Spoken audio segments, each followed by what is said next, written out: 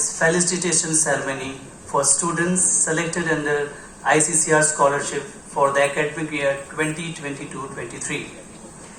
I would like to express our sincere gratitude to His Excellency Assistant High Commissioner of India, AHCI Chittagong, Dr. Rajiv Ranjan, for his guidance and support for organizing this event. I would also like to welcome our chief guest, Dr. Mohibul Hassan Chaudhary Naufel, Deputy Minister of Education, Bangladesh. Further, I welcome senior dignitaries, officials, ICCR alumni, all the ICCR candidates who have been selected this year and their families.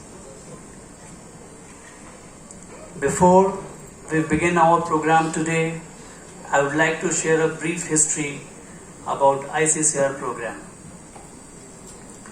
The Indian Council for Cultural Relation, ICCR, was founded in 1990 by independent India's first education minister, Abul Kalam Azad, and it administers various scholarship programs annually and awards about thousands of scholarships under various schemes to foreign students from more than 140 countries. During our Prime Minister Sri Narendra Modi ji's visit to Bangladesh in March 2021, 1,000 Shuborno Jayanti scholarship for students 500 and officials 500 of Bangladesh were announced. Compared to academic year 2021-22, where 33 students were selected under ICCR program, this year a total of 77 students have been selected for the academic session 2022-23 by AHCI Chittagong. The students will pursue their studies in engineering and other non-engineering courses. The non-engineering students will study various subjects like dance, music, BBA, tourism, data science, sociology, English, designing, and many others from some of the top universities like Delhi University, IIT, NIT, and Andhra University, and many reputed and renowned colleges and universities in India. Now, we will play the video of students who have shared their experiences for being selected under ICCR. I hope I will be given all kinds of support from my respective university. And this scholarship is much more important to me to fulfill my dream in India. I would like His Excellency Honorable Deputy Minister for Education, Government of Bangladesh, distinguished guests, dear ICCR scholarship awardees,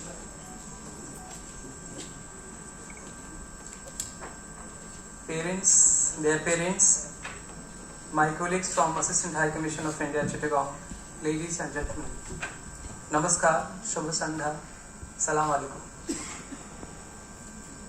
I am honored to have you here for the send-off ceremony organized for the meritorious students of Bangladesh who have been selected for the prestigious ICCR scholarship for the academic year 2022-23. Thank you all for making it convenient to attend the special event. I especially thank Honorable Minister Sir to take out time from his busy schedule and join us. Distinguished guests, India has not only been a cradle of human race and one of the oldest civilizations in the world, but also a center for higher learning since the ancient times. Perhaps the world's first university was established in Takshashila in 700 BC. However, the University of Nalanda was the most famous one for higher learning. Nalanda boasted 10,000 students, including a large chunk of foreign students, and 2,000 teachers. It was one of the world's first residential universities providing dormitories for students. The whole world appreciates the contribution of India in the field of mathematics, astrology, astronomy, medicine, and other sciences. Vedic science was so advanced that it could be compared with the present day scientific inventions. In this regard, I would like to quote here the famous American historian Will Durant. He said, quote, "It is true that even across the Himalayan barrier, India has sent to the West such gifts as grammar and logic, philosophy and fables, hypnotism and chess, and above all, numerals and the decimal system.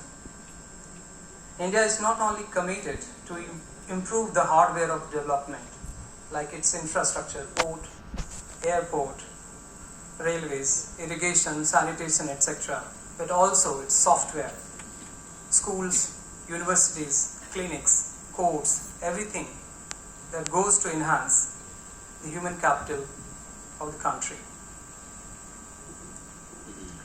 With the world one of the fastest growing economy and powerful economy, it is unsurprising that India's higher education system has undergone rapid expansion over the past few decades. India now has one of the largest higher education systems in the world after China and the United States, having a network of 42,000 plus colleges and 1,000 plus universities. India has also been an education hub for the students from its neighborhood, and that has helped it boost closer politico-economic ties and enhance cultural exchanges.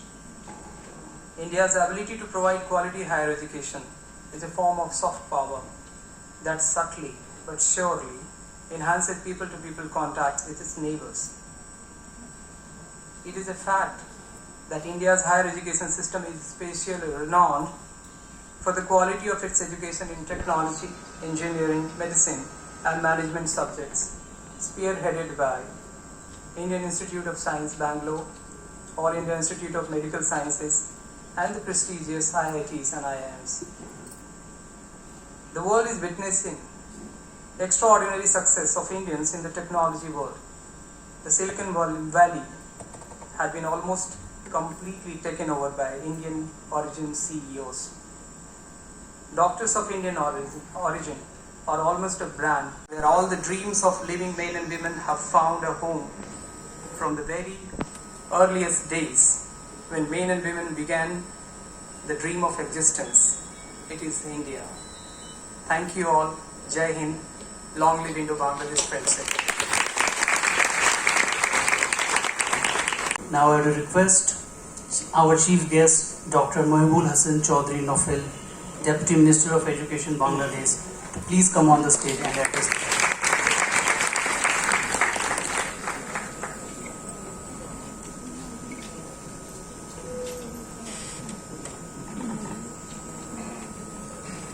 Thank you. First of all, just a bit of a correction.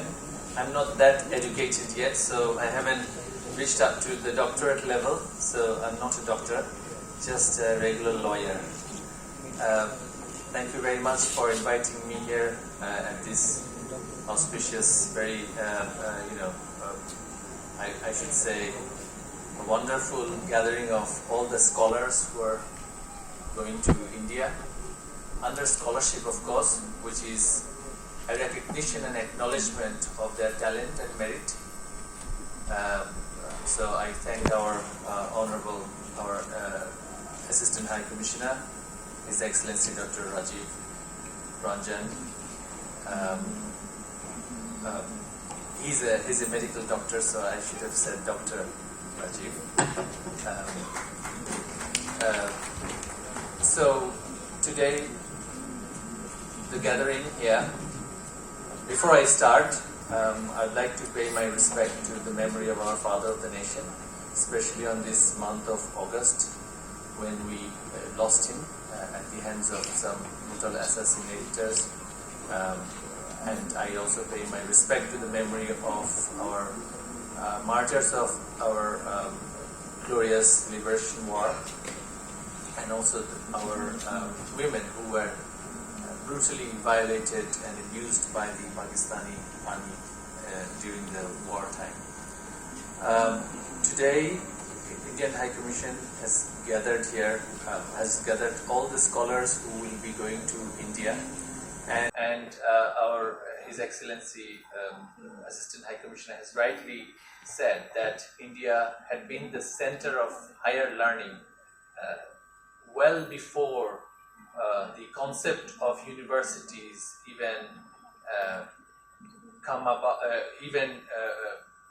came out in the West.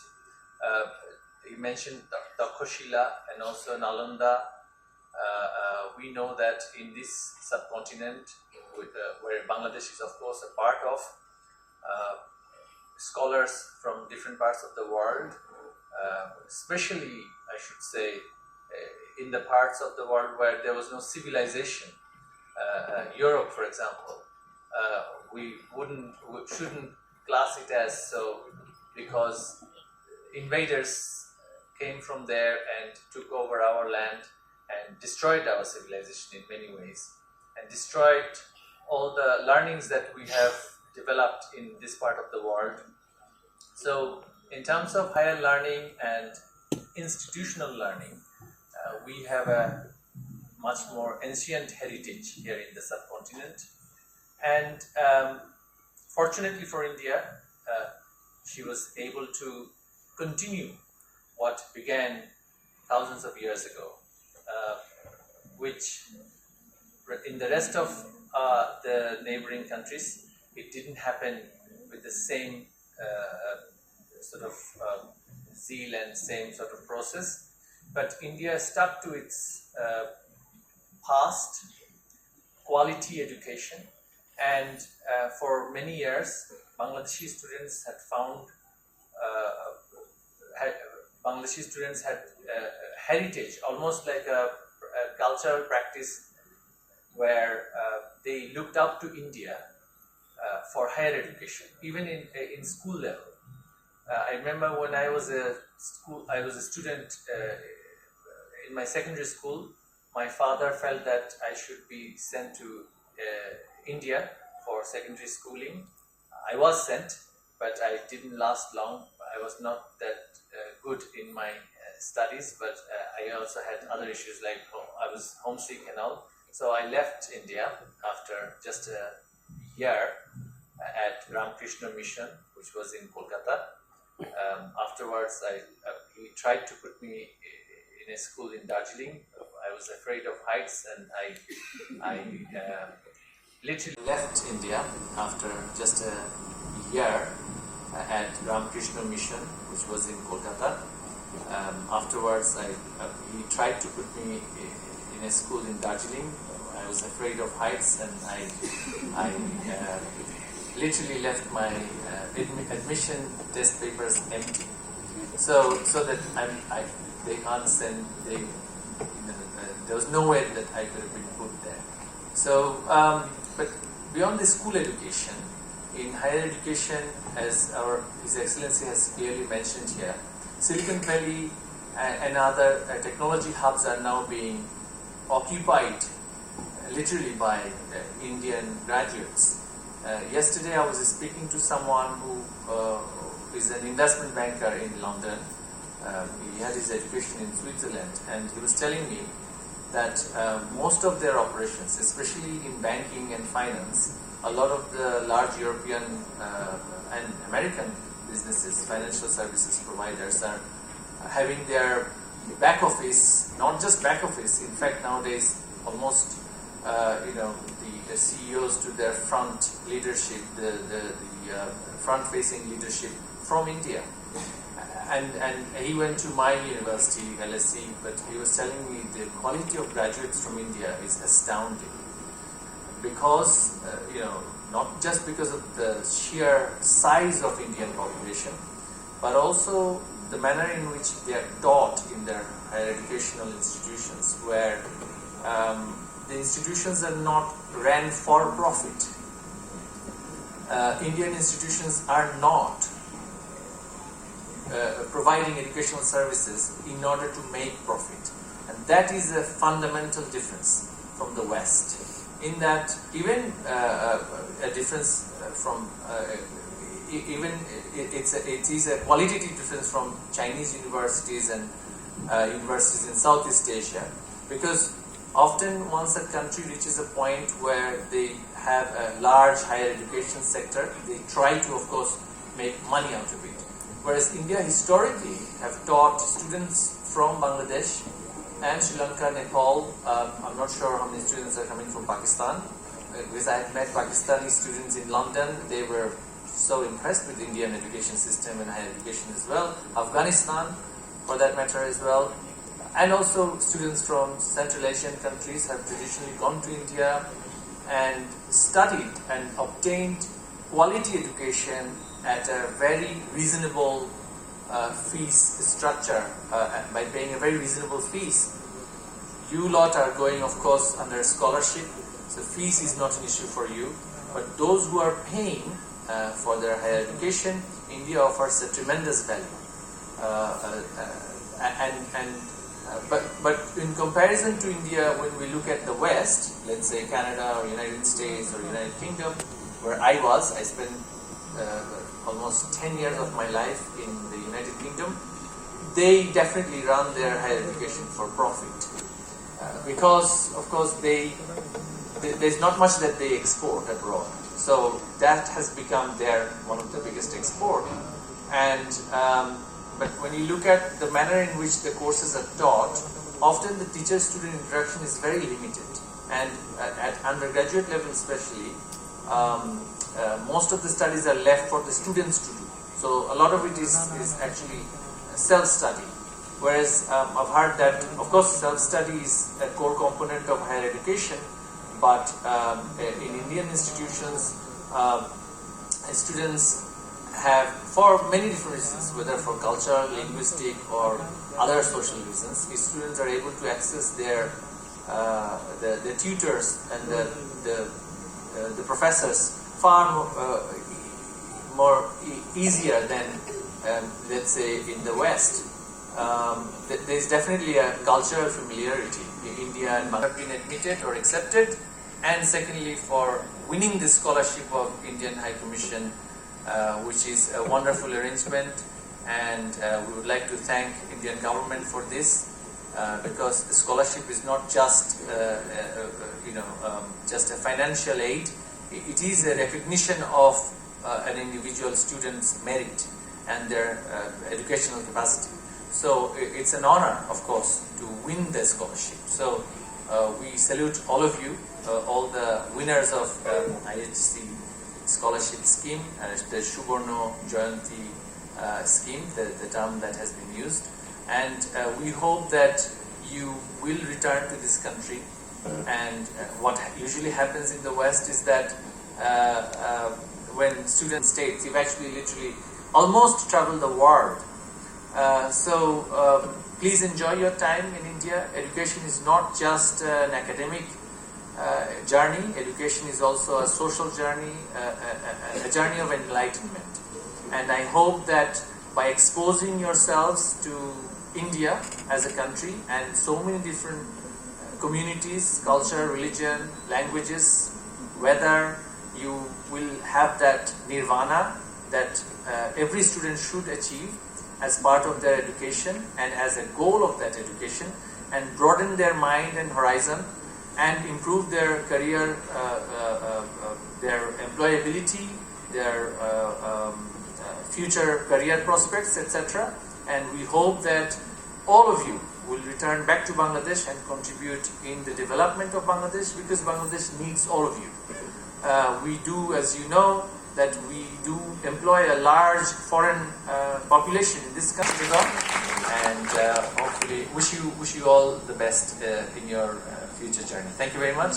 Joy Bangla, Joy Bangabandhu. May Bangladesh-India friendship live forever.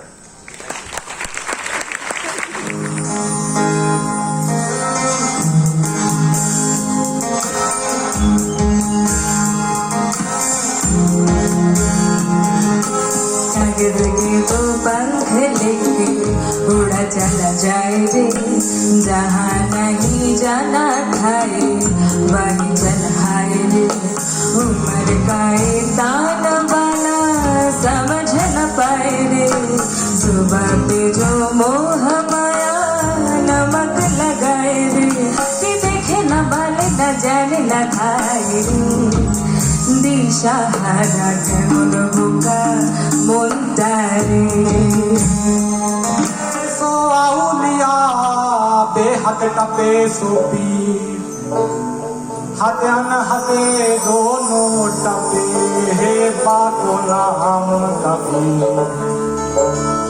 রে মন্দে মন্দর বাজে তারে মন্দে মন্দর রে মন্দে মন্দর বাজে তারা হির সুনে তো क्या हुआ सुल्ताने तुमकी खबर अनहद का बाजा सुल्ताने तुमकी खबर अनहद का बाजा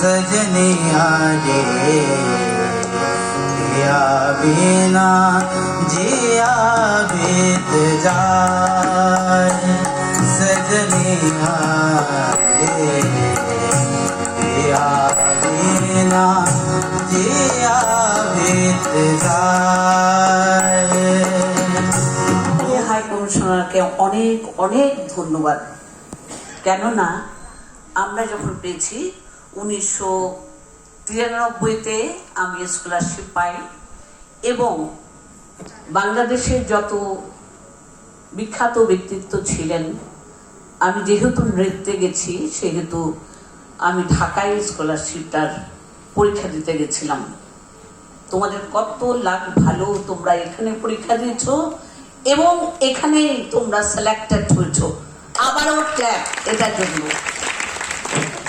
এবং আমরা জানতে পেরেছিলাম তারও 1 মাস পর সবচাইতে বড় কথা হলো আমি স্কলারশিপ পেয়েছি বড়োদা এমএস ইউনিভার্সিটিতে গুজরাটে যেখানে ছিল ট্রেনে প্রথমে প্লেনের টিকিট আমাকে দিয়ে দেওয়া হয় এবং আমি যখন কলকাতায় যাই ওখানে আমার জন্য ট্রেনের টিকিটের ব্যবস্থা ছিল আমি ICCR অফিস থেকেই এটা পাই এবং আমি যখন বড়োদায় পৌঁছি বড়োদা পৌঁছাবার পরে দেখা যায় কি ট্রেনে স্টেশনে দাঁড়িয়ে আছে আমাদেরকে রিসিভ করার জন্য সবচাইতে খুশির কথা কি জানো আমি চট্টগ্রামের একজনেই শুধু ভরতনাট্যম নৃত্যের স্কলারশিপ পাই तेरा सब कुछ मैं मेरा सब कुछ तू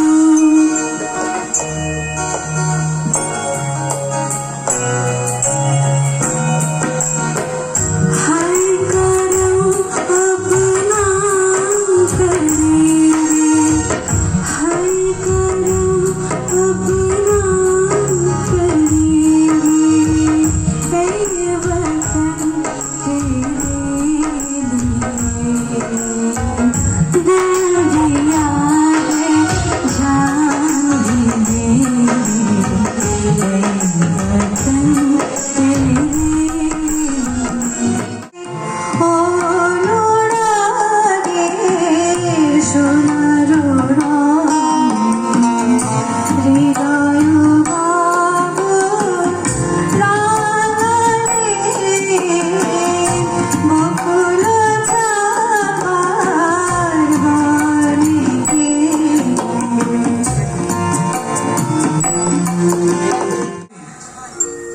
नदियों ने सेंचा है। मैं उस माटी का वृक्ष नहीं जिसको नदियों ने सेंचा है। मैं पत्थर पर लिखी इबारत हूँ, मैं पत्थर पर लिखी इबारत हूँ, शीशे से कब तक तोड़ोगे। मिटने वाला मैं नाम नहीं, तुम मुझको कब तक रोकोगे, तुम मुझको कब तक रोकोगे।